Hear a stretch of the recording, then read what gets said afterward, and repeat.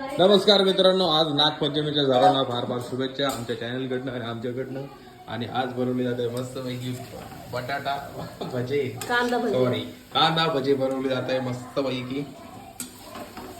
इकडे गुळवणी बनवली जाते छान पैकी. सार बनवलाय, इकडे बनवलाय सार, त्याच्यानंतर भात, त्याच्यानंतर कुरडई. वा वा वा छान. त्याच्यानंतर वा वा वा मस्त कुरडई. आपल्या सगळ्यांचा महाराष्ट्रीयन छान पैकी जेवण. आणि अशा पद्धतीने छान पैकी आमचा सण साजरा होतोय. मात्र झोके कोणी खेळलेले नाहीये, कारण झोके कुठे नाहीच आहे. झोके सध्याला दिसलेच नाही कुठे. लोकांनी सण करणं बंद केलंय. कुठंच नाही झोका बांधलेला.